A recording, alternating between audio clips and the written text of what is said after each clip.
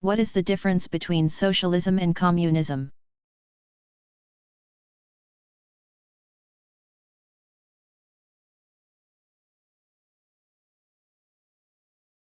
In practice, there is little distinction between the two systems,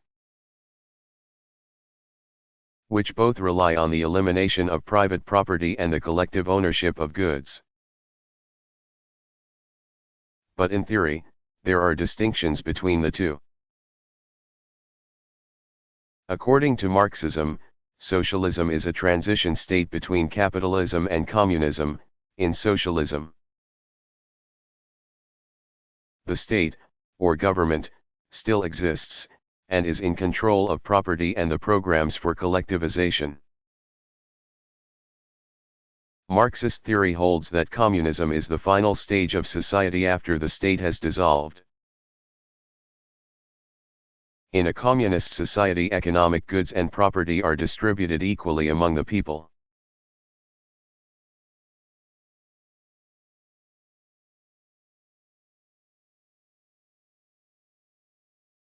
What is the difference between socialism and communism?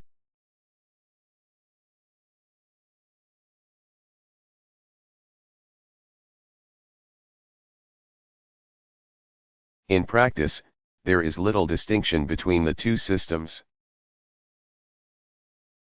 which both rely on the elimination of private property and the collective ownership of goods. But in theory, there are distinctions between the two. According to Marxism, socialism is a transition state between capitalism and communism. In socialism, the state, or government, still exists, and is in control of property and the programs for collectivization. Marxist theory holds that communism is the final stage of society after the state has dissolved. In a communist society, economic goods and property are distributed equally among the people.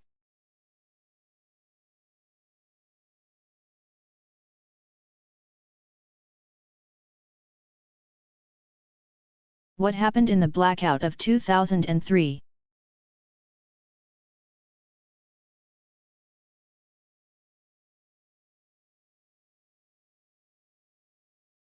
A 3-month investigation found that line failures and system errors combined to cause the power outage that hit much of the Northeast and Great Lakes portions of the United States, as well as parts of eastern Canada. On August 14, 2003, the blackout affected 50 million people, 40 million of them in the United States. A task force headed by the U.S. Department of Energy and its Canadian counterparts delved into the sequence of events that caused the massive power failure. Investigators concluded that mistakes made by First Energy Corporation of Akron, Ohio, had combined with heavy loads of power to stress the interstate electrical grid and cause its failure through a chain reaction.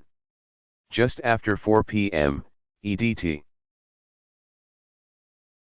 On Friday, August 14, power was knocked out from Detroit to Toronto to New York City. The widespread outage immediately affected water supplies, halted air transportation and subway systems, snarled ground transportation, and brought most distribution lines to a standstill, affecting the flow of food and other supplies. Though there were isolated reports of looting, crime was minimal, with New York City reporting a lower crime rate for the night of August 14 than usual. 8 deaths were related to the blackout. Power began to be restored to some areas later that evening, but it was August 16 before all affected areas were back online. 2 weeks later, on August 28, London experienced a blackout at the peak of evening rush hour. The outage paralyzed the British capital and left 500,000 commuters stranded. Power was restored within an hour. A utilities official said that the freak event was caused by two faults that happened in quick succession. In late September 2003 there were also widespread power outages in Denmark, Sweden, and Italy. The blackout in Italy affected the entire nation, with the exception of Sardinia, or 57 million people. Because it happened overnight and on a weekend, the impact was minimal. The blackouts drew attention to the need for system upgrades, improved maintenance, and more sophisticated alert systems to prevent such grid failures, which take both an economic and human toll.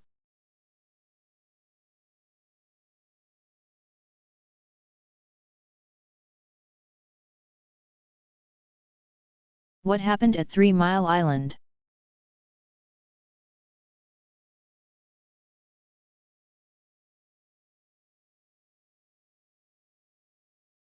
The March 1979 accident, a near meltdown at the nuclear power station at 3 Mile Island, outside Middletown, Pennsylvania, near Harrisburg, was eventually contained. Had it not been, the damage would have been on a level with that of the Chernobyl, Ukraine, disaster, which happened some 7 years later. Instead, 3 Mile Island served as a wake-up call, reminding the American public and its utility companies of the potential risks involved in nuclear energy. The sequence of events at the nuclear power plant, which is located on an island in the Susquehanna River, was as follows. At 4 a.m. on Wednesday, March 28, an overheated reactor in Unit 2 of the power plant shut down automatically, as it should have. Metropolitan Edison Company operators, guided by indicators that led them to believe water pressure was building, and an explosion was therefore imminent, shut down those pumps that were still operating. The shutdown of all the pumps caused the reactor to heat further. Then, tons of water poured out through a valve that was stuck open. This water overflowed into an auxiliary building through another valve that was mistakenly left open. This final procedure, which took place at 4:38 a.m., released radioactivity. Since there was no cooling system in operation, the reactor in Unit 2 was damaged. But this was not the end of it. The radiation within the buildings was released into the atmosphere. And at 6:50 a.m. a general emergency was declared. Early that afternoon, the hydrogen being created by the uncovered reactor core accumulated in a containment building and exploded. Since hydrogen continued to be emitted, officials feared another catastrophic explosion. Worse yet, they feared the reactor would become so hot that it would melt down. The effect of a meltdown would be that the superheated material would eat its way through the bottom of the plant and bore through the ground until it hit water, turning the water into high-pressure steam, which would erupt, spewing radioactivity into the air. As technicians worked to manage the crisis, radiation leaked into the atmosphere off and on through Wednesday and Thursday. On Friday, the governor of Pennsylvania ordered an evacuation. Some 144,000 people were moved from the Middletown area. The situation inside the plant remained tenuous as a hydrogen bubble developed and increased in size. again raising fear of explosion. Meantime, public alarm was mounting as the media attempted to monitor the ongoing crisis. Finally, on Sunday, April 1, the plant was visited by President Jimmy Carter, 1924. At about the same time, the hydrogen bubble began to decrease in size, ending the crisis.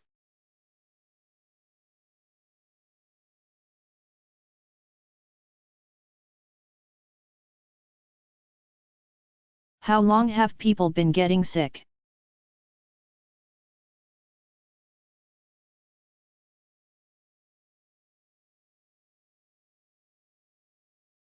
Humankind has suffered from illnesses since humans first appeared on Earth millions of years ago. But in the absence of medical knowledge, which only began about 5,000 years ago, ailments and sickness were assumed to have been brought on by angered gods or evil spirits. Even today, some primitive groups believe they must appease the gods and spirits through offerings and sacrifices in order to stave off or rid themselves of illness. These are practices carried out by witch doctors or healers. In prehistoric times, such superstitious beliefs resulted in the first medical procedure, in which a hole was drilled into the patient's skull. This practice was believed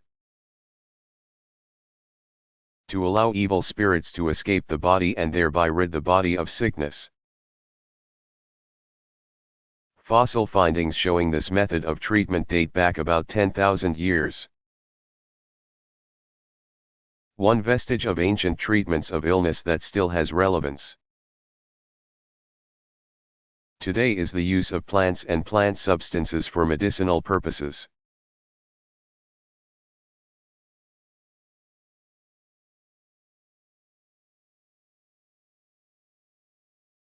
What is philosophy?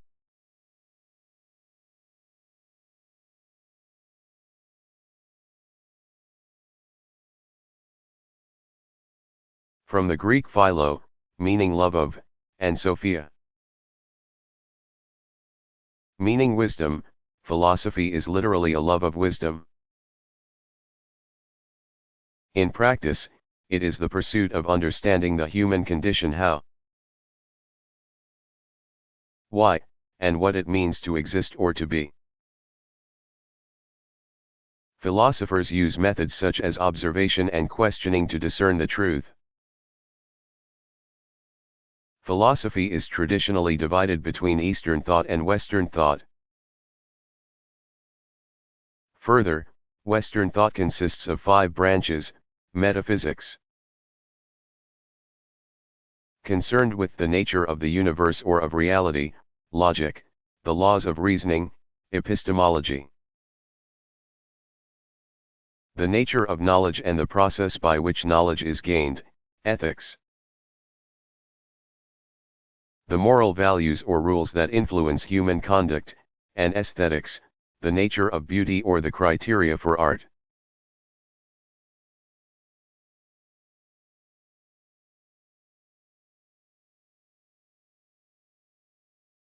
Has the flu reached epidemic proportions?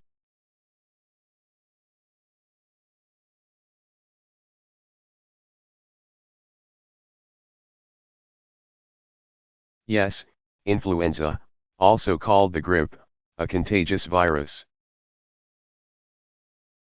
has reached worldwide epidemic proportions 3 times in the 20th century alone. An epidemic occurred in 1918 and lasted into the next year. 20 million people died across the globe, including 500,000 Americans. Many of these deaths occurred as a result of secondary infections. In patients whose immune systems were weakened by the flu. The advent of antibiotics, which became commercially available in 1945, helped prevent any subsequent flu outbreak from becoming so deadly. From 1957 to 1958, the Asian flu caused a worldwide epidemic. And from 1968 to 1969, the Hong Kong flu spread quickly to cause an epidemic. But dramatically fewer deaths were caused in these years due to the availability of antibiotics to control secondary infections.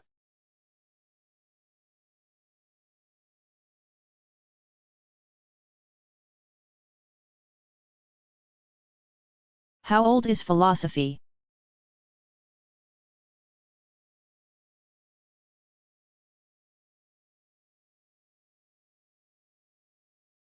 Philosophy, apart from religion, emerged in the East and the West at about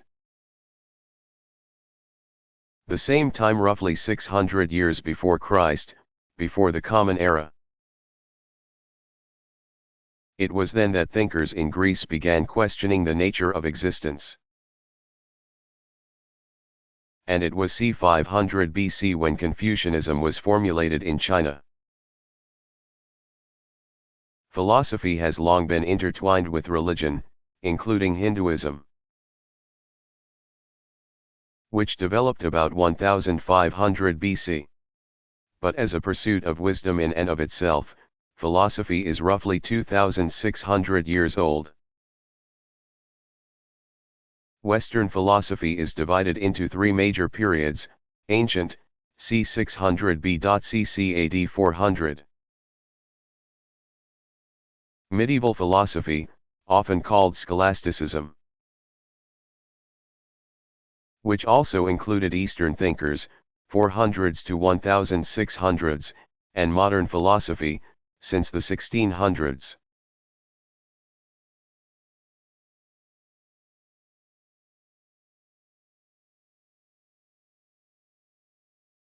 What was the first disease conquered by human beings?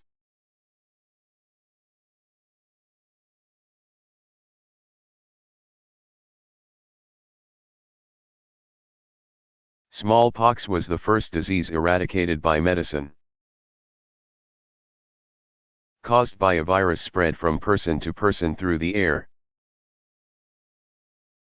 Smallpox was one of the most feared diseases and there was no treatment for it. Before the discovery of the New World, smallpox epidemics swept across Africa, Asia, and Europe, leaving victims scarred and or blind, and killing countless millions.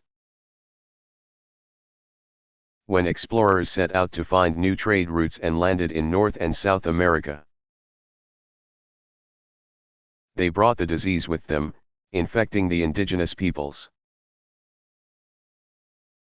But once a person had the disease, he or she would not contract it again.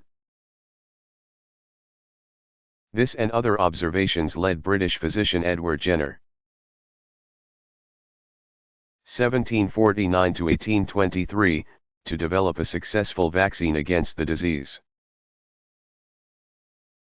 Prior to the vaccine, the only preventive method was inoculation of the disease itself,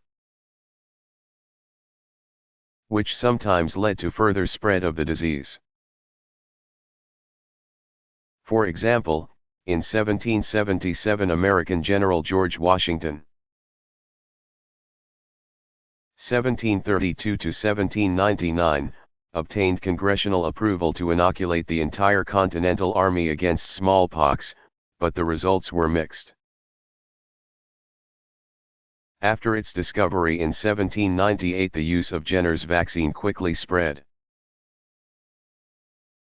The first vaccine given in the United States was in 1799 by a Harvard physician. During the 1800s, many countries passed laws requiring vaccination. Improvements in the vaccine resulted in the elimination of smallpox from Europe and North America by the 1940s. When the World Health Organization, WHO, was created by the United Nations in 1946. One of its aims was to reduce the instances of smallpox around the world. Immunization programs brought this about. The last natural occurrence of the disease was reported in October 1977 in Somalia, Africa. When no further cases were documented within the next 2 years, the disease was considered eradicated.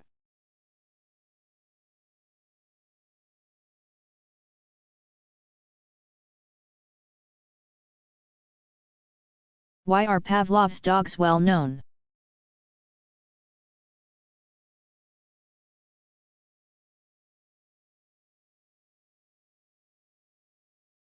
Russian physiologist Ivan Pavlov, 1849–1936, carried out famous experiments with dogs,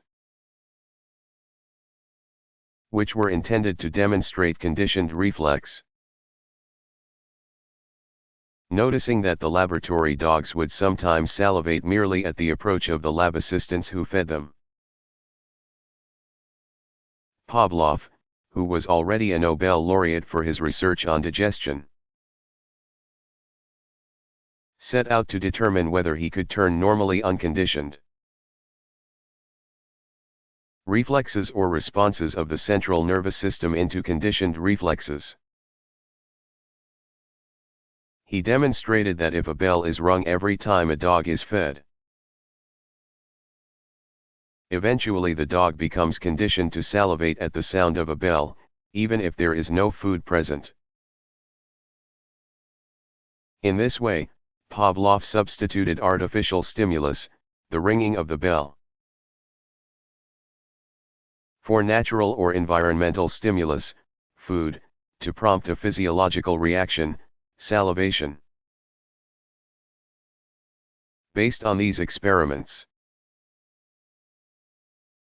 Pavlov concluded that all acquired habits depend on chains of conditioned reflexes. This conclusion contributed to the development of behaviorism.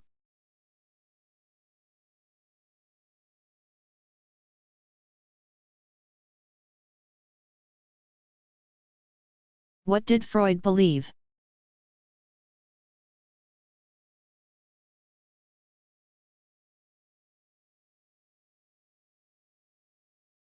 The Austrian neurologist believed that human behavior and all mental states are influenced by repressed and forgotten impressions, many of them from childhood. Sigmund Freud, 1856–1939, further believed that by uncovering these impressions,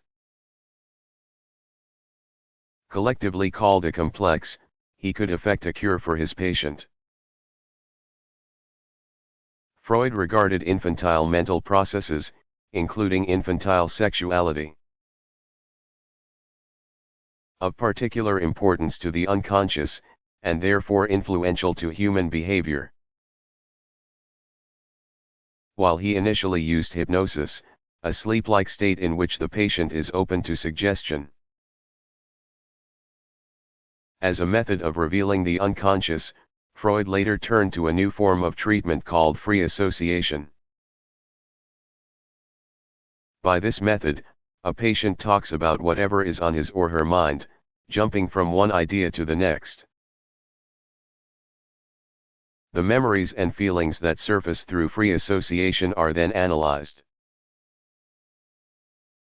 by the therapist to find the root of the patient's mental or emotional problem. Freud also interpreted his patient's dreams, which he believed are unconscious representations of repressed desires. Free association and dream analysis are the cornerstones of psychoanalysis. In analyzing human behavior, Freud came to the conclusion that the mind, or psyche, is divided into three parts: the ID, the ego, and the superego. The ID is the source of instincts, the ego is the mediator between those instincts and reality, and the superego is the conscience. the superego functions to reward or punish through a system of moral attitudes and a sense of guilt. The theories of psychoanalysis hold that if the parts of the mind oppose each other, a mental or emotional disorder, called a neurosis, occurs. Freud's theories revolutionized the fields of psychiatry and psychology. They also influenced methods and philosophies of child rearing and education. While psychoanalysis has been credited with helping millions of mentally ill patients, Freud's theories have also been rejected or challenged by many.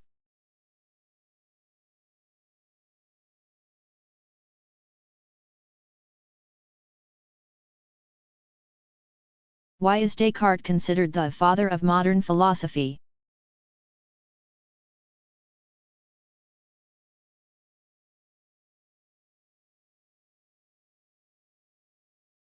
French mathematician and philosopher René Descartes,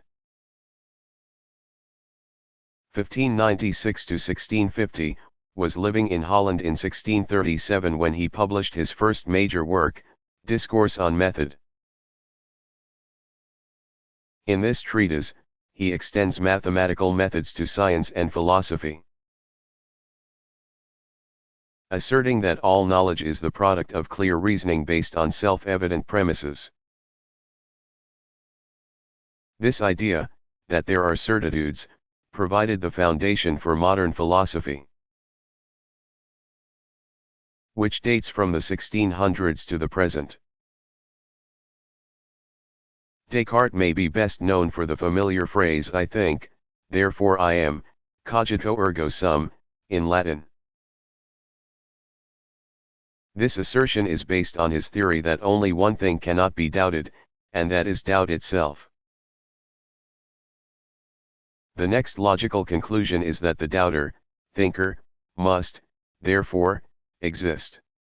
The correlation to the dictum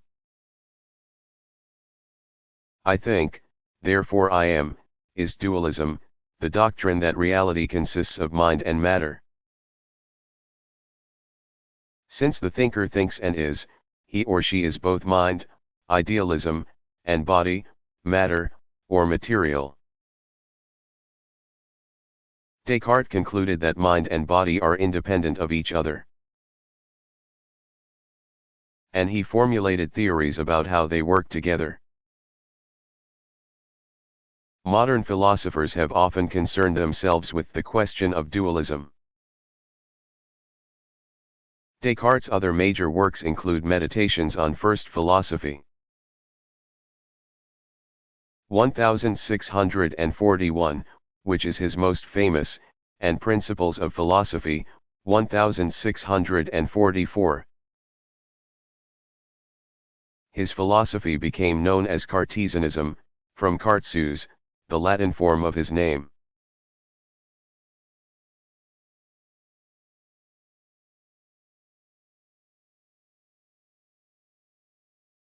What was Nietzsche's philosophy about the will to power?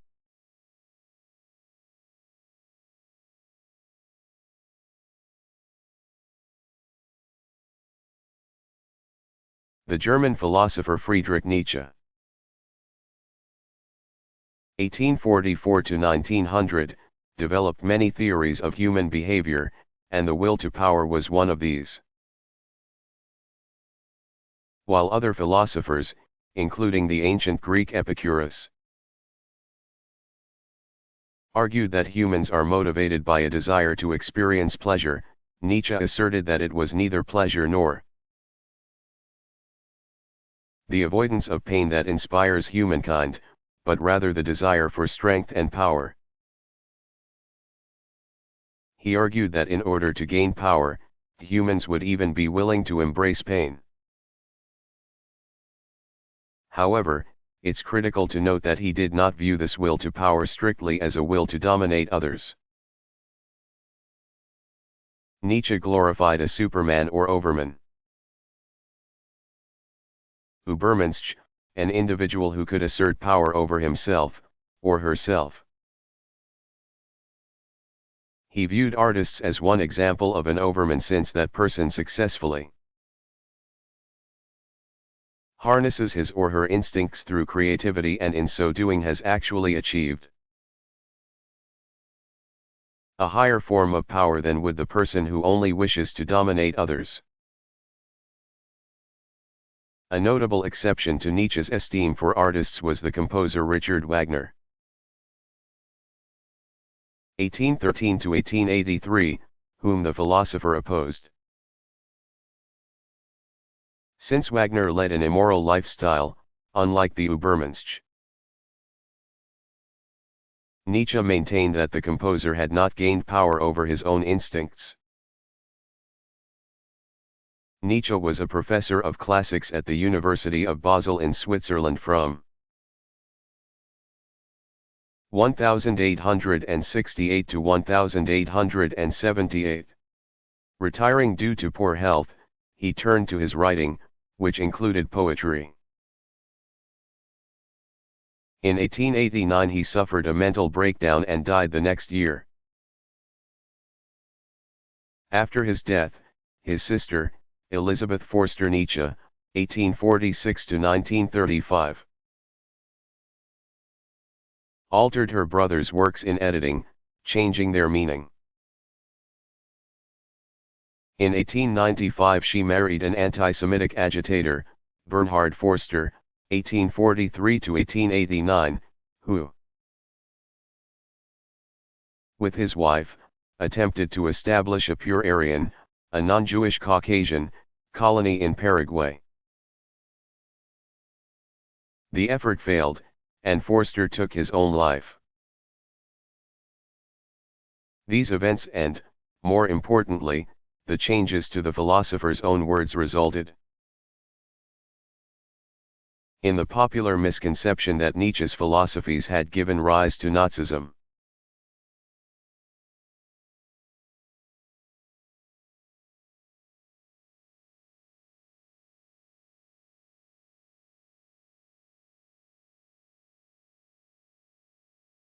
What caused the nuclear accident at Chernobyl?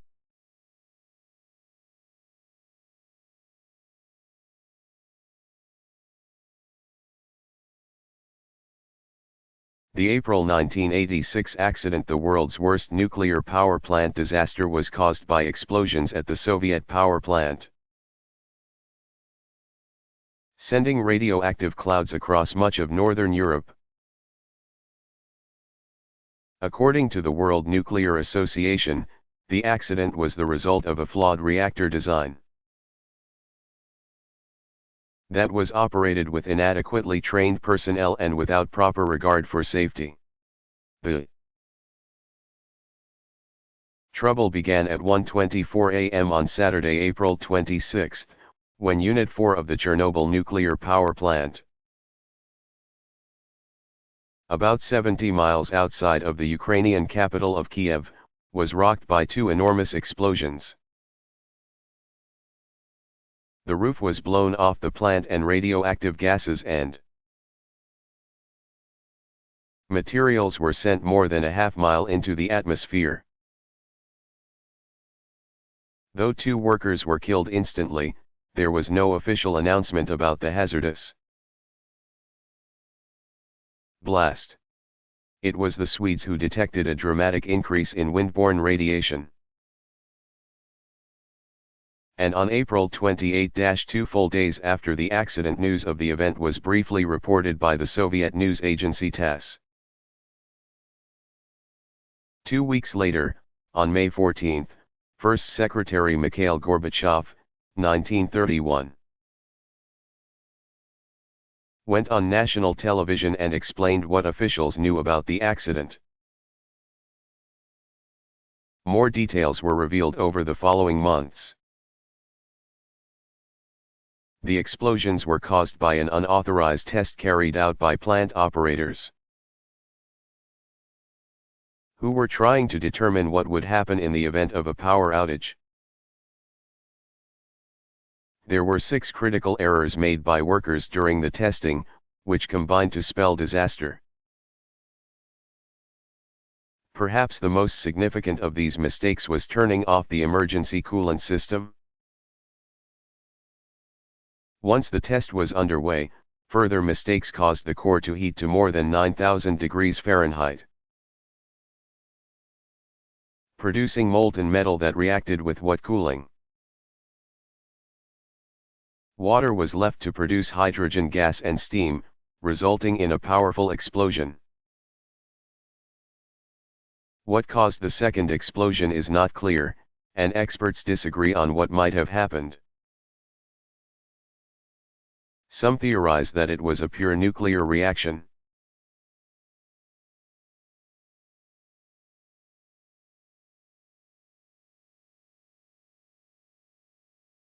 Who was Typhoid Mary?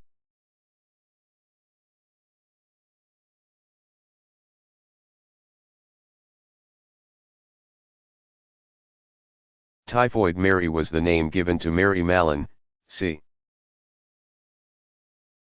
1870 to 1938, the first known carrier of typhoid fever in the United States. Though Mallon had recovered from the disease, as a cook in New York City area restaurants she continued to spread typhoid fever germs to others, infecting more than 50 people between 1900 and 1915. The New York State Sanitation Department connected her to at least 6 typhoid fever outbreaks there. Officials finally and permanently institutionalized her in 1914 to prevent further spread of the acute infectious disease.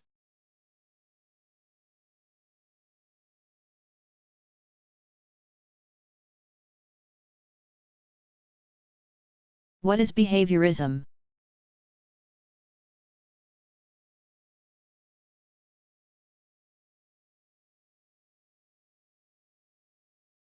Behaviorism is a school of psychology that attempts to explain human behavior in terms of responses to environmental stimuli, influenced by the conditioned reflex demonstrated by Russian physiologist Ivan Pavlov. 1849 to 1936, American psychologist John Broadus Watson, 1878 to 1958, of Johns Hopkins University, codified and popularized the theory, which discards introspection and consciousness as influences on human behavior. Behaviorism was further studied by another American psychologist and Harvard professor B.F. Skinner.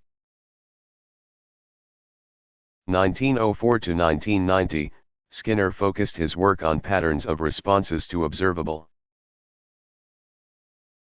stimuli, versus unobservable stimuli such as introspection and conscience, and external rewards. Applied to human learning, Skinner's theories on behaviorism affected educational methods, which tangibly reward good behavior.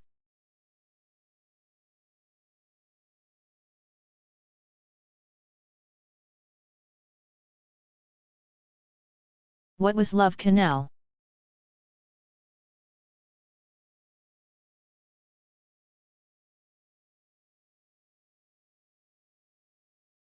When Love Canal, a community east of Niagara Falls, New York, made international headlines in August 1978, it was only after the neighborhood had already been the subject of local newspaper stories since 1976. And sadly, more headlines followed. Into 1980. What had become clear during these years was that Love Canal was toxic. Community residents had experienced unusually high incidences of cancer, miscarriages, birth defects, and other illnesses. There were also reports that foul odors, oozing sludge, and multicolored pools of substances were emerging from the ground. And children and animals returned from outdoor play with rashes and burns on their skin. Unbeknownst to the residents, all of these problems were attributable to the history of the site upon which their community had been built. Beginning in 1947, the Hooker Electrochemical Company had used Love Canal, with its clay walls, to dump 21,800 tons of chemical waste. In 1953, the company sold the canal to the Niagara School Board for the sum of $1. The deed acknowledged the buried chemicals, although it did not disclose their type or toxicity. A disclaimer protected the firm from future liability.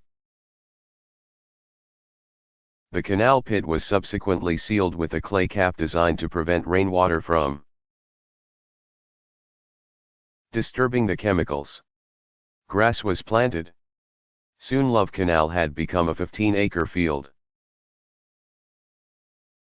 The following year, a school was under construction on the site. In 1955, 400 elementary school children began attending classes there and playing on the surrounding fields. Development happened fast. Roads, sewers, and utility lines crisscrossed the site, disrupting the soil. While residents began to discern problems as early as 1958, when they complained of nauseating smells and incidences of skin problems. It was not until the mid-1970s that the extent of the hazard became evident. It was then that unusually heavy rainfalls caused chemicals to surface. A portion of the schoolyard collapsed. Strange substances seeped into basements, and trees and gardens died. In October 1976, the Niagara Gazette began investigating these problems.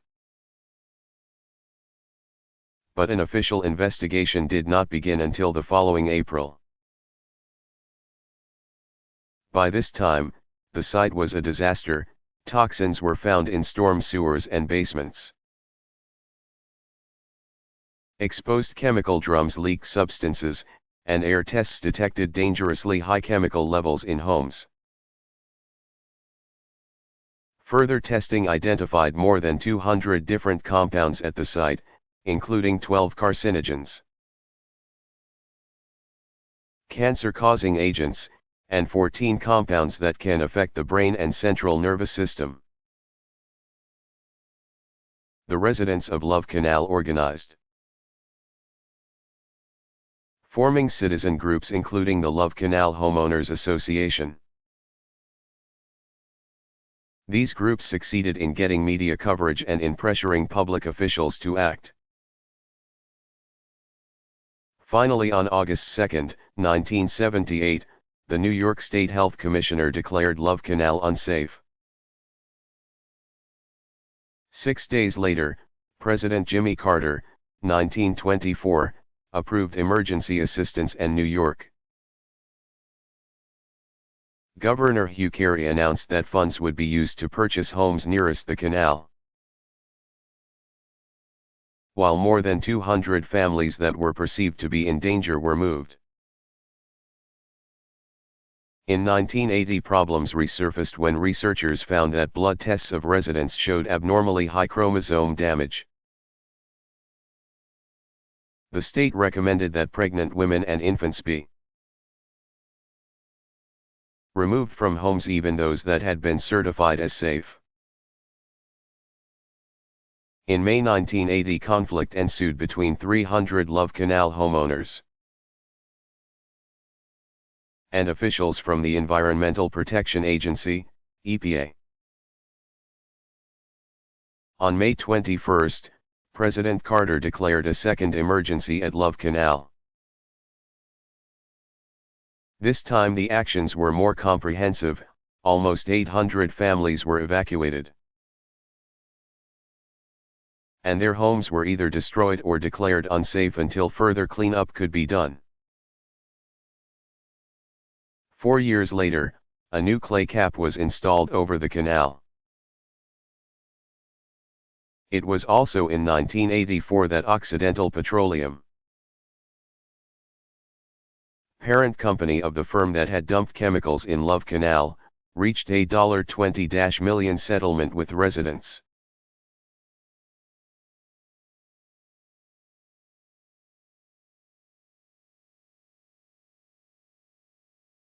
What impact did Love Canal have?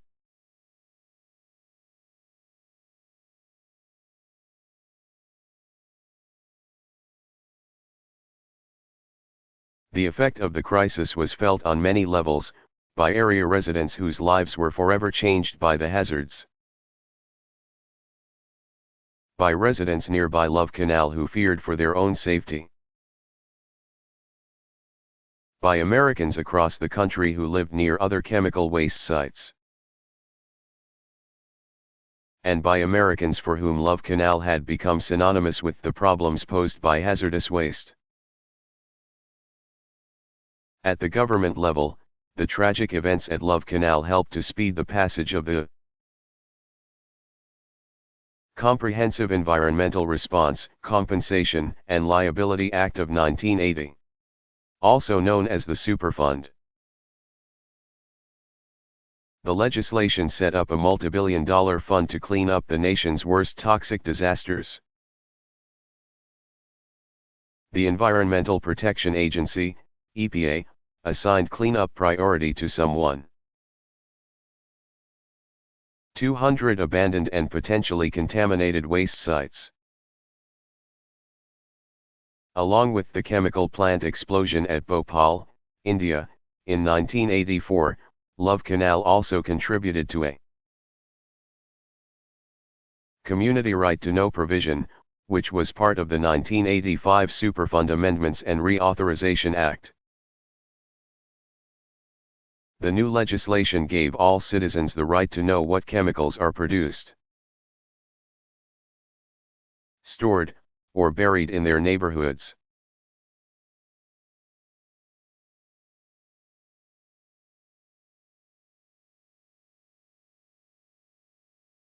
Why are Thomas Paine's philosophies important to democratic thought?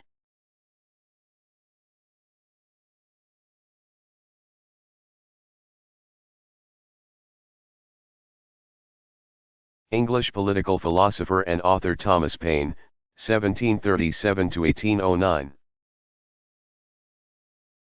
Believed that a democracy is the only form of government that can guarantee natural rights. Paine arrived in the American colonies in 1774. 2 years later he wrote Common Sense, a pamphlet that galvanized public support for the American Revolution, 1775–83, which was already underway. During the struggle for independence, Paine wrote and distributed a series of 16 papers called Crisis, upholding the rebels' cause in their fight. Paine penned his words in the language of common speech, which helped his message reach a mass audience in America and elsewhere. He soon became known as an advocate of individual freedom.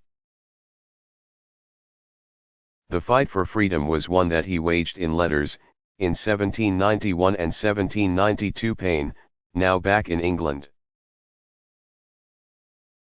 released The Rights of Man, in 2 parts, a work in which he defended the cause of the French Revolution. 1789–99, and appealed to the British people to overthrow their monarchy.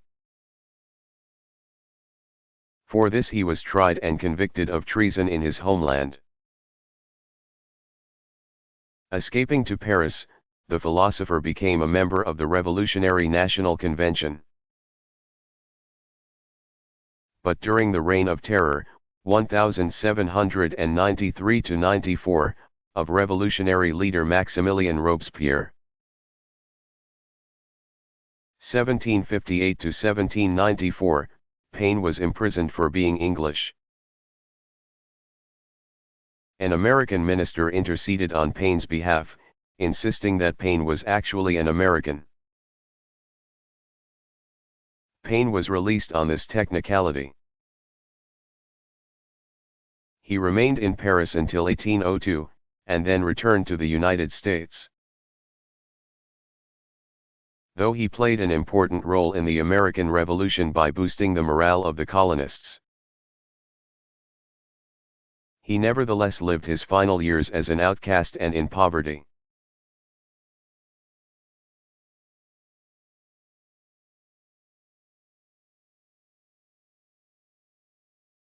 Is it true that the engineers of the Challenger's O-rings warned NASA that the devices might fail?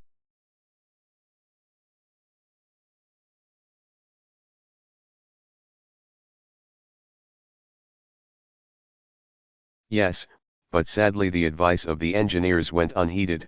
The O-ring manufacturer, Morton Thiokol, gave the National Aeronautics and Space Administration, NASA, the go-ahead in the hours before Challenger's takeoff. On January 27, 1986, the night before the planned takeoff, the temperature at Cape Canaveral, Florida, dropped to well below freezing. Since no shuttle had been launched in temperatures below 53 degrees Fahrenheit, NASA undertook a late-night review to determine launch readiness. As a contractor, Morton Thiokol participated in this process, with their engineers expressing concerns about the O-rings on the shuttle's solid rocket boosters. They feared the rings would stiffen in the cold temperatures and lose their ability to act as a seal. Since the space agency was under pressure to launch the shuttle on schedule, NASA managers pushed the manufacturer for a go or no-go decision. The managers of Thiokol, who were aware that the O-rings had never been tested at such low temperatures, signed a waiver stating that the solid rocket boosters were safe for launch at the colder temperatures. Challenger was launched the next morning, at 11:38 a.m. About 1 minute into the flight, a flame became evident, and seconds later, the spacecraft exploded. All 7 crew members died. Investigators later concluded that the tragic accident had been caused by the failure of the O-rings.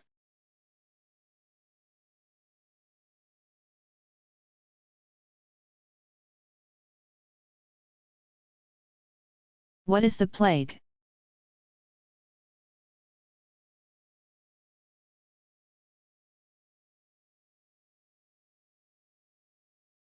The plague is a general term that refers to any contagious epidemic disease, but usually refers specifically to bubonic plague, which gets its name from the swelling of the lymph nodes, or buboes. A bubonic plague epidemic spread throughout Europe and Asia in the middle of the 14th century, killing as much as 75% of the population in 20 years. That epidemic came to be known as the Black Death, an acute infectious disease. The bubonic plague is carried to humans by fleas that have bitten infected rats and other rodents. Human symptoms include high fever, chills, swelling of the lymph nodes, and hemorrhages. Once the bacteria spreads to the lungs, it is quickly fatal. This form of the disease is called pneumonic plague, and can be transmitted from person to person via droplets. Improved sanitation, chiefly in developed nations, has reduced the occurrence of the disease. Bubonic plague still occurs, but the development of antibiotics in the 20th century has greatly reduced the mortality rate.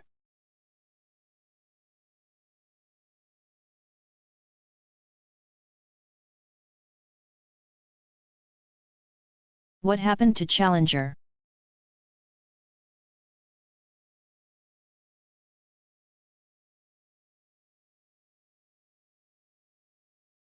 On January 28, 1986, at Cape Canaveral, Florida, the National Aeronautics and Space Administration, NASA, launched the 25th mission of its Space Shuttle program. The Challenger carried a crew of 7, including Krista McAuliffe. 1948–1986, who was to be the first schoolteacher in space. She was slated to broadcast a series of lessons to school children throughout America. The crew's commander was Francis Scobie, 1939–1986, who had piloted a 1984 shuttle mission. The pilot was Michael Smith, 1945–1986, who was making his first flight in space. Mission specialists Ellison Onizuka. 1946–1986, Ronald McNair, 1950–1986, and Judith Resnick, 1949–1986, were all experienced space travelers.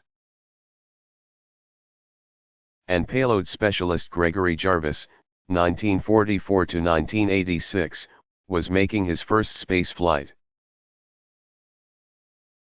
That cold and clear January morning, the Challenger's takeoff was delayed by 2 hours.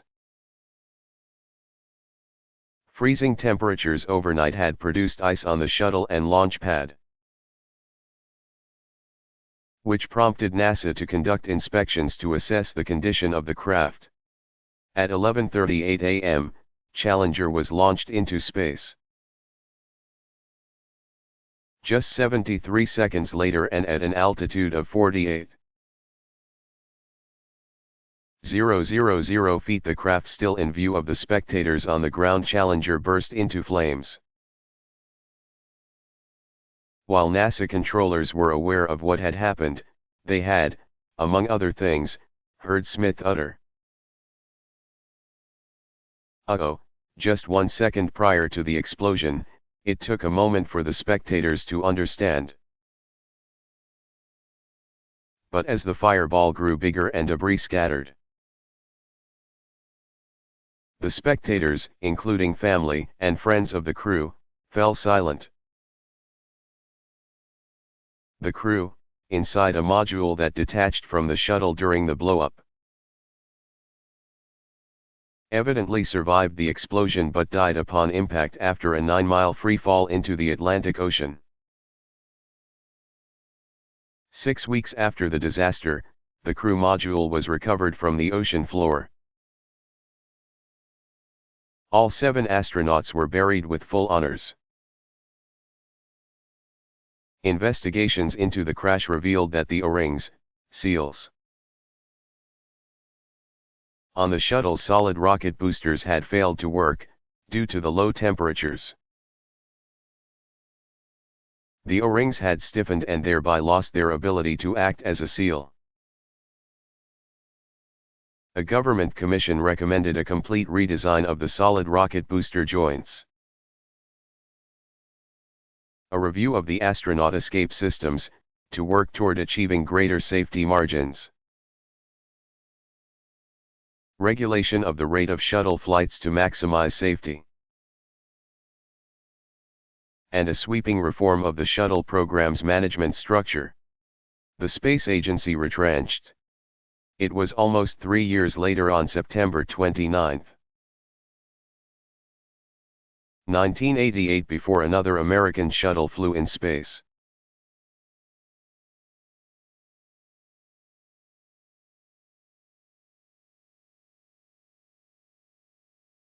What is natural law?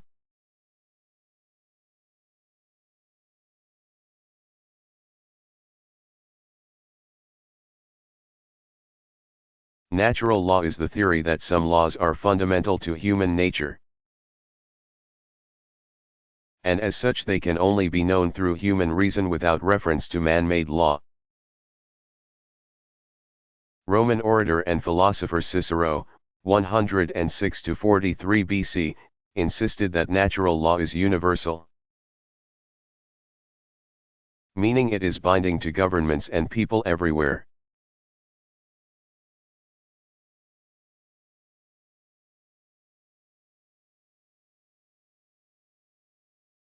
What is the Hegelian dialectic?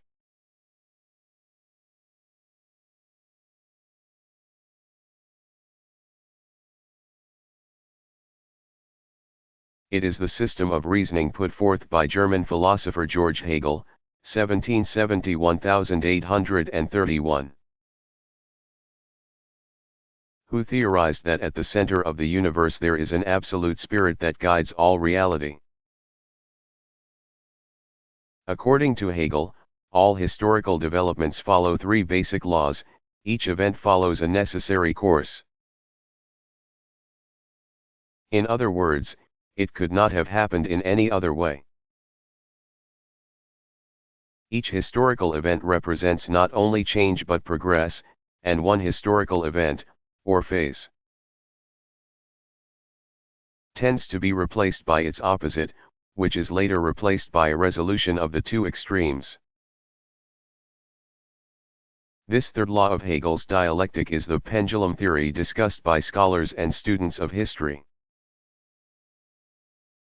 That events swing from one extreme to the other before the pendulum comes to rest at middle. The extreme phases are called the thesis and the antithesis, the resolution is called the synthesis. Based on this system, Hegel asserted that human beings can comprehend the unfolding of history. In this way, he viewed the human experience as absolute and knowable.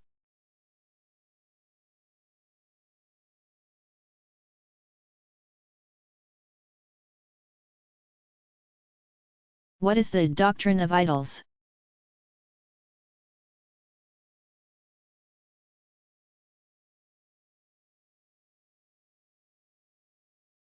This was a phrase used by English philosopher Sir Francis Bacon,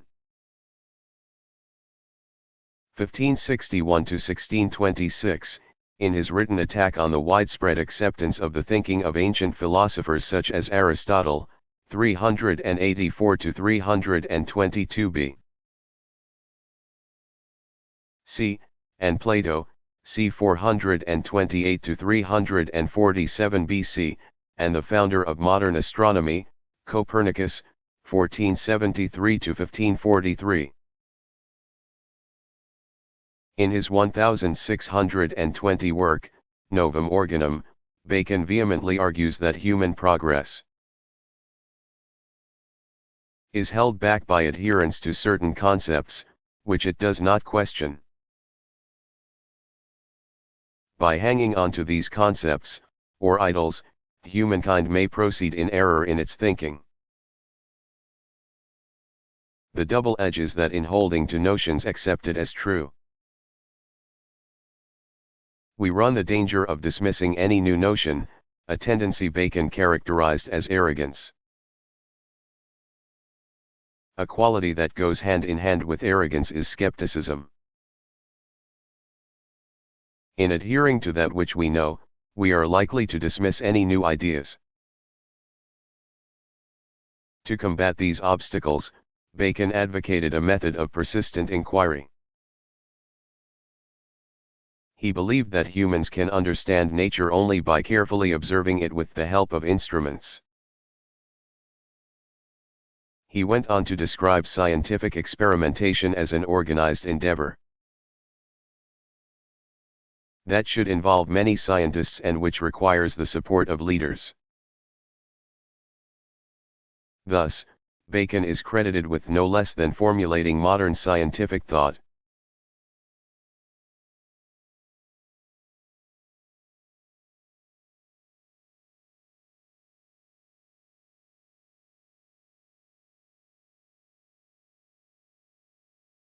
What is the difference between socialism and communism?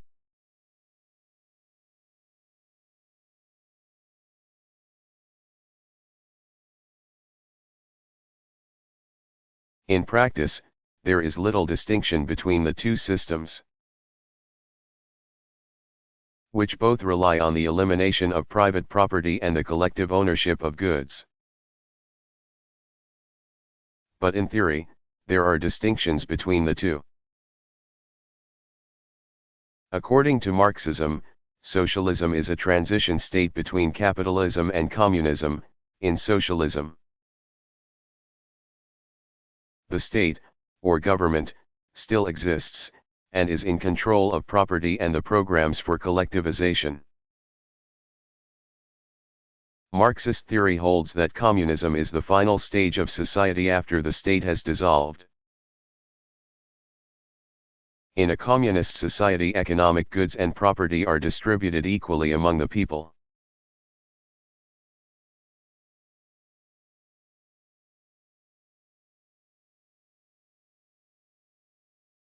What was the impact of the disaster at Chernobyl?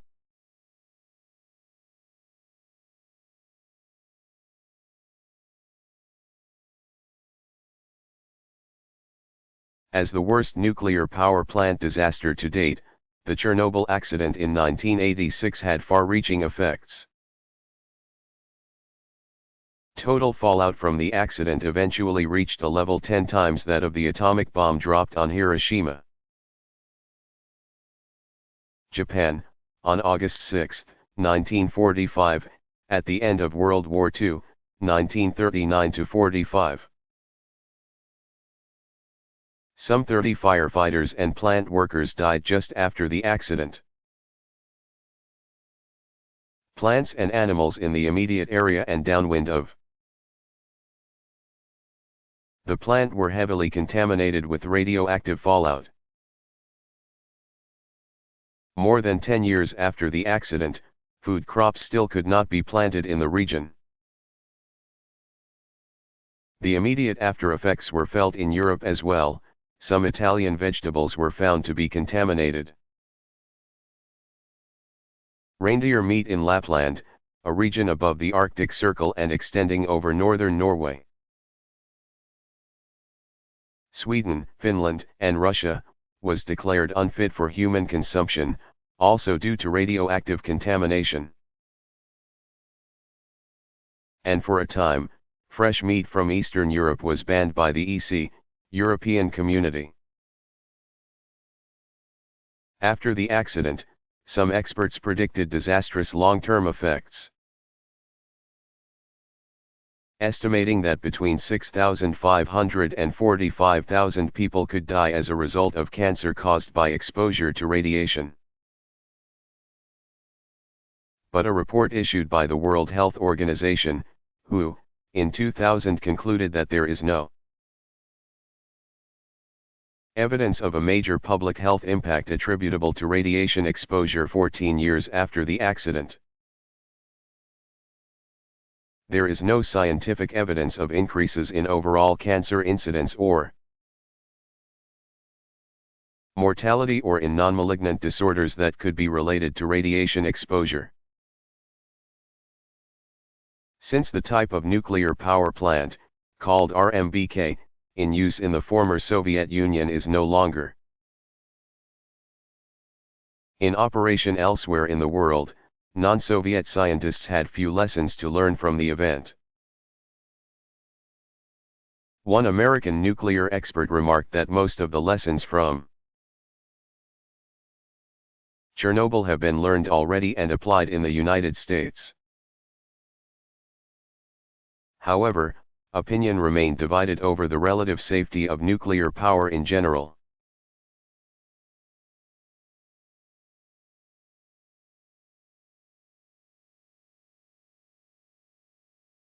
What does Jungian mean?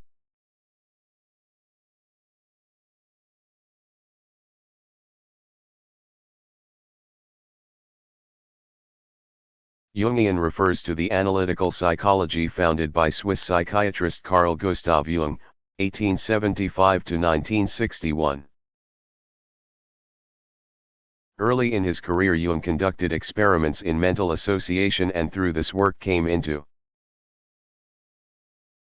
contact with famed psychoanalyst Sigmund Freud, 1856 to 1939, in 1907.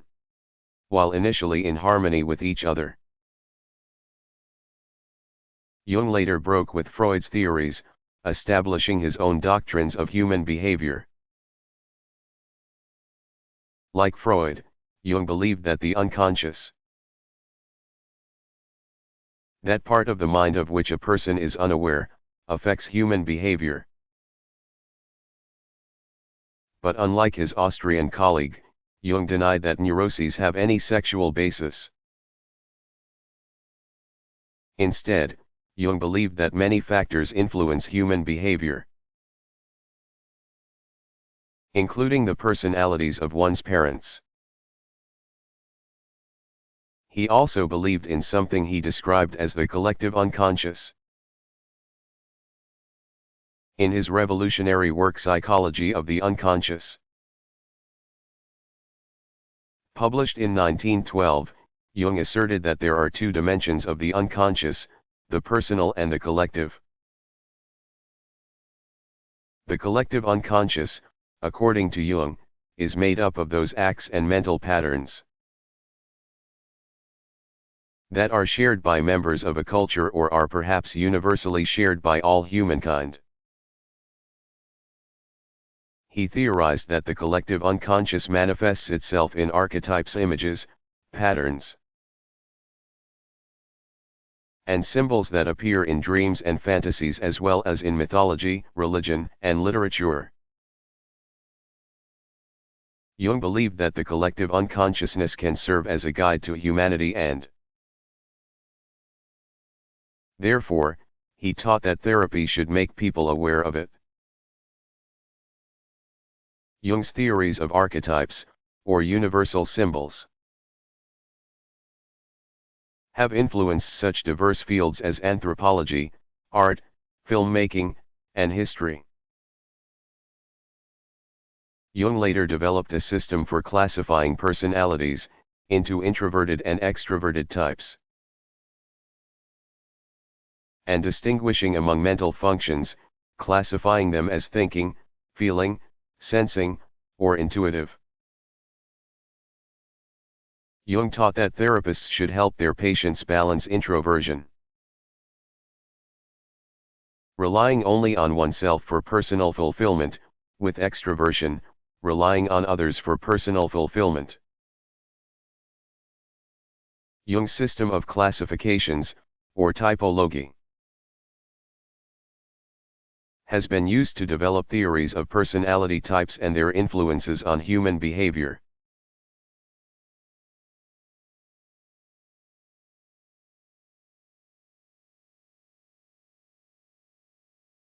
When was AIDS first diagnosed?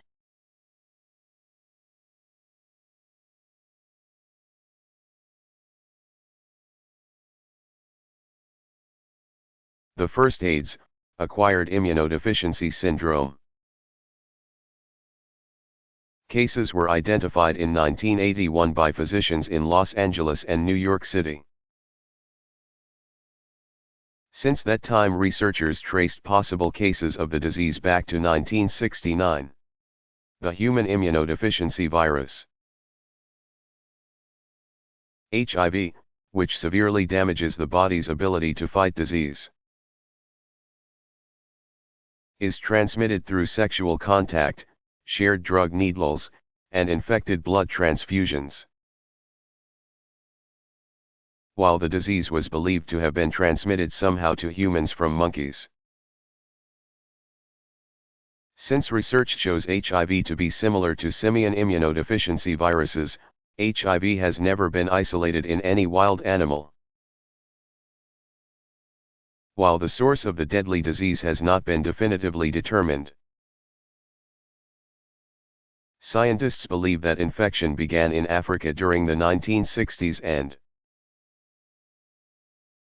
1970s when significant numbers of people migrated from rural areas to cities. The overcrowding and unemployment that resulted contributed to the spread of sexually transmitted diseases. AIDS is now considered endemic to many developing nations. where it is spread mostly among heterosexual men and women. In developed nations, education programs have made the public aware of how the disease is transmitted, helping curb the spread of HIV. Drug treatments are still being developed to treat HIV/AIDS, no cure has been discovered. A 2004 report from the United Nations stated that there were 38 million people living with HIV in the world. Almost 70% of them in sub-Saharan Africa.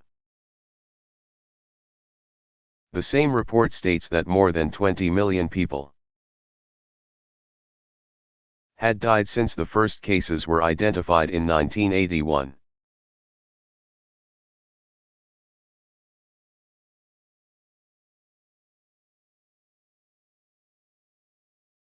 What is existentialism?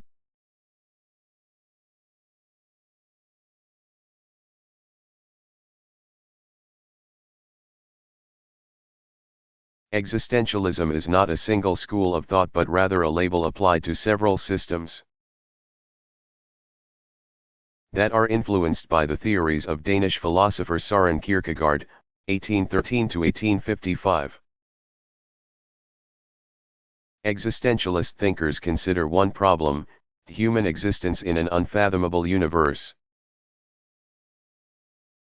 However, in considering this plight, philosophers have arrived at different conclusions. The founder of existentialism, Kierkegaard, rejected the principles put forth by traditional philosophers such as George Hegel, 1770–1831, who had considered philosophy as a science, asserting that it is both objective and certain. Kierkegaard overturned this assertion, citing that truth is not objective but rather subjective, that there is no such thing as universal truths, and that human existence is not understandable in scientific terms. He maintained that human beings must make their own choices, based on their own knowledge. When he wrote on the subject, Kierkegaard frequently used pseudonyms, a practice he defended by intimating that he was putting the onus on his readers to determine what is true, that they shouldn't rely on the authority of his philosophies. In the 20th century, heirs to Kierkegaard's school of thought included German philosopher Martin Heidegger, 1889–1976, who rejected the label existentialist, and the French writer Jean-Paul Sartre, 1905–1980, the only self-proclaimed existentialist. They grappled with the dilemma that human beings must use their free will to make decisions and assume responsibility for those decisions without knowing conclusively what is true or false, right or wrong, good or bad. In other words, there is no way of knowing absolutely what the correct choices are. And yet individuals must make choices all the time, and be held accountable for them. Sartre described this as a terrifying freedom. However, theologians such as American Paul Tillich, 1886–1965, reconsidered the human condition in light of Christianity, arriving at far less pessimistic conclusions than did Sartre. For example, Tillich asserted that divine answers exist. Similarly, Jewish philosopher Martin Buber, 1878–1965, who was also influenced by Kierkegaard, proposed that a personal and direct dialogue between the individual and God yields truths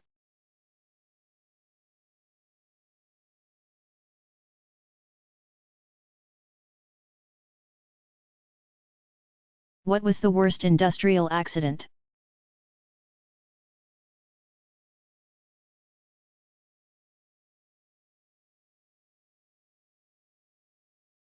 It was the gas leak at a Union Carbide chemical plant in Bhopal,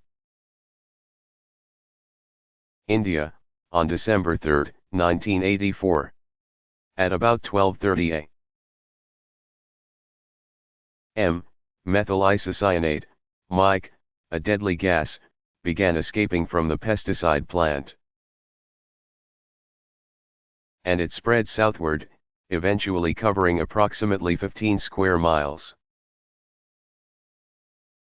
Within a few hours, thousands of Bhopal residents were affected by the asphyxiating gas. General symptoms included severe chest congestion, vomiting, paralysis, sore throat, chills, coma, fever, swelling of legs, impaired vision, and palpitations. Estimates of the total death toll range from the official government estimate between 3,000 and 10,000. A figure based on what medical professionals described. In total, 200,000 people were directly or indirectly affected by the poisonous gas.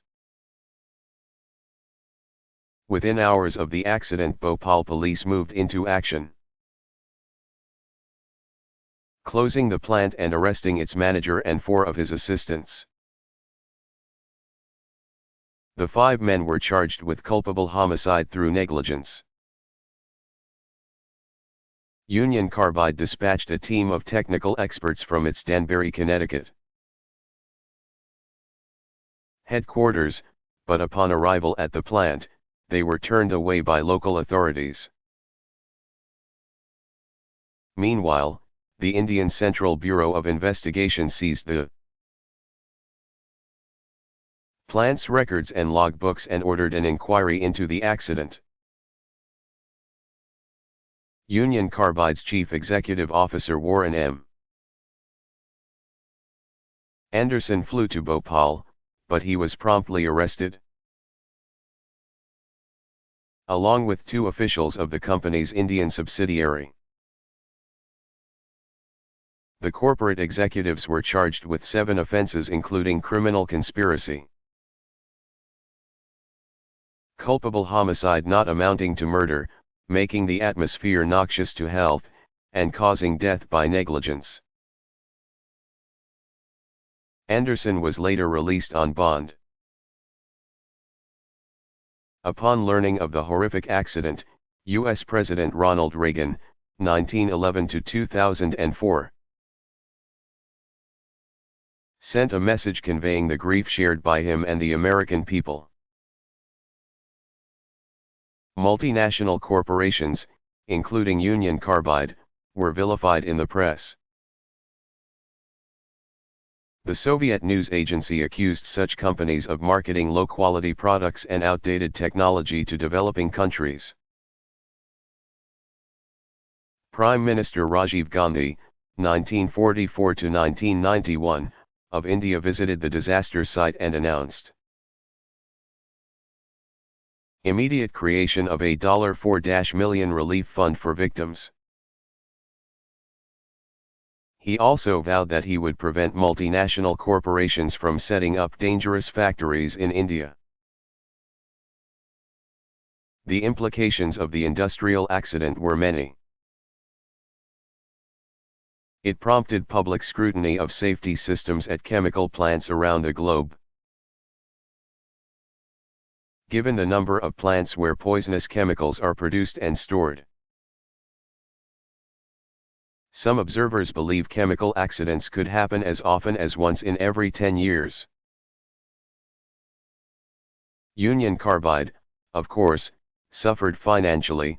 The stock dropped more than 12 points, wiping out 27%, or almost $1 billion, of its market value, in about 1 week. Damage claims were filed in behalf of the victims. with noted American criminal attorney Melvin Belli filing one of them in the amount of $15 billion. In addition to the thousands who died in Bhopal, others suffered from long-term effects including chronic lesions of the eyes, permanent scarring of the lungs, and injuries to the liver, brain, heart, kidneys, and the immune system. In the years after the accident, studies showed that the rate of spontaneous abortions and infant deaths in Bhopal were 3 to 4 times the regional rate.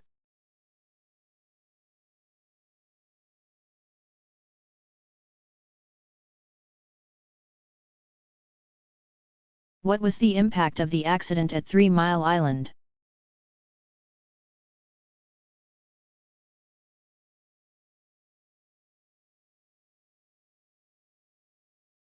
Prior to the March 1979 events at 3 Mile Island, it was thought that the danger of a nuclear meltdown was almost negligible. Though there were safety systems in place, none of them would have prevented a complete catastrophe.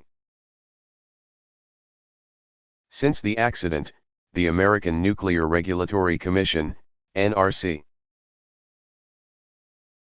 and utility companies have worked together to resolve the problems that were revealed.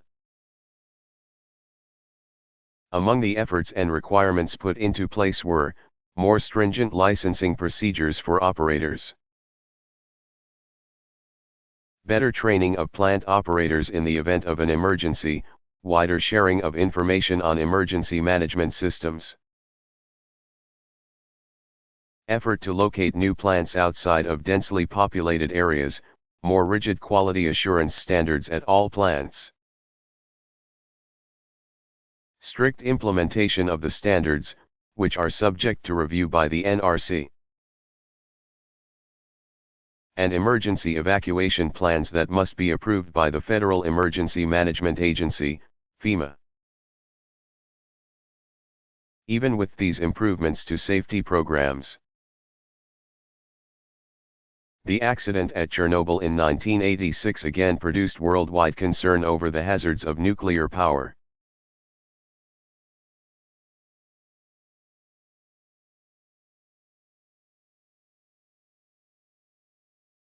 What is Marxism?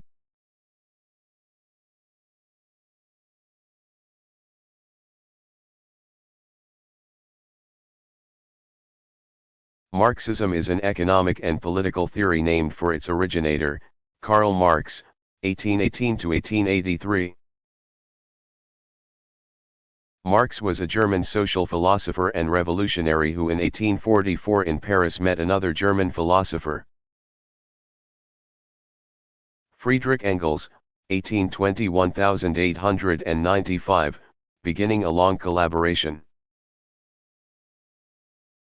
4 years later they wrote the Communist Manifesto, laying the foundation for socialism and communism. The cornerstone of Marxism, to which Engels greatly contributed, is the belief that history is determined by economics. Based on this premise, Marx asserted that economic crises will result in increased poverty, which in turn will inspire the working class, proletariat, to revolt, ousting the capitalists, bourgeoisie. According to Marx, once the working class has seized control, it will institute a system of economic cooperation and a classless society. In his most influential work, Das Kapital, The Capital, an exhaustive analysis of capitalism published in 3 volumes, 1867, 1885, and 1894, Marx predicted the failure of the capitalist system. Based on his belief that the history of society is the history of class struggle, he and Engels viewed an international revolution as inevitable. while Marxism still has followers in the late 20th century. Most scholars have discredited Marx's predictions, citing improved conditions for workers in industrialized nations, which has been brought about by the evolution of capitalism.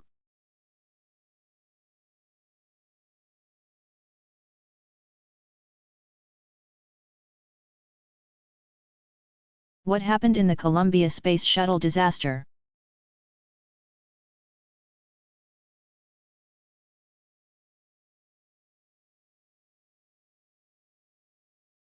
The U.S. Space Shuttle Columbia was lost upon its re-entry into Earth's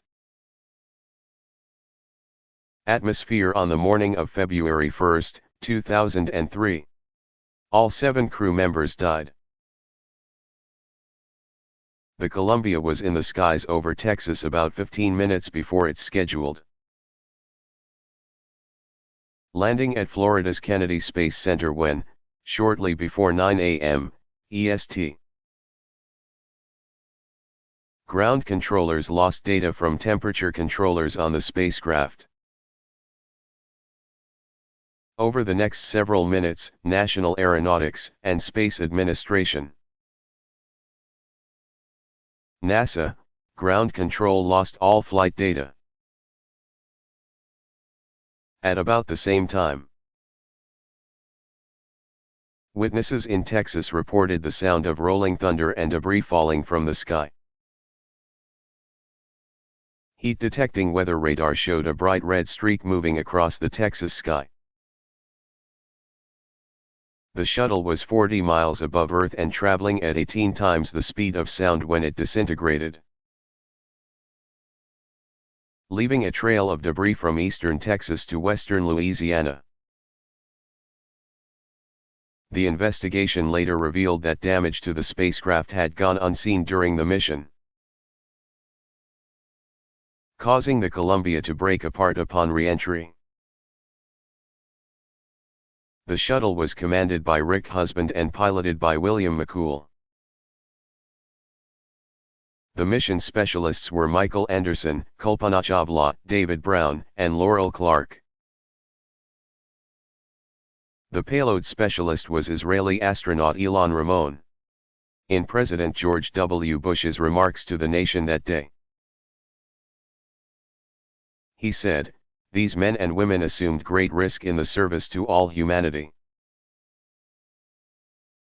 In an age when spaceflight has come to seem almost routine, it is easy to overlook the dangers of travel by rocket. These astronauts knew the dangers, and faced them willingly. The Columbia tragedy occurred within a week of the anniversaries of 2 other deadly NASA disasters. The Challenger explosion on January 28, 1986, and the launch pad fire that killed 3 Apollo astronauts on January 27, 1967. After investigating the cause of the Columbia disaster, NASA focused on implementing a new system of sensors to detect potentially fatal damage to spacecrafts while in orbit. NASA relaunched its Space Shuttle program in late July 2005 with the Discovery.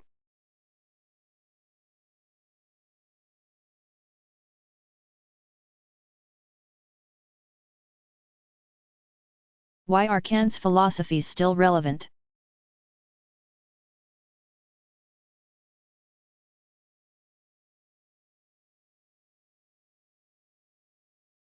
Immanuel Kant, 1724–1804, remains one of the great modern thinkers because he developed a whole new philosophy. One that completely reinterpreted human knowledge. A professor at Germany's Königsberg University beginning in 1755. Kant lectured widely and was a prolific writer.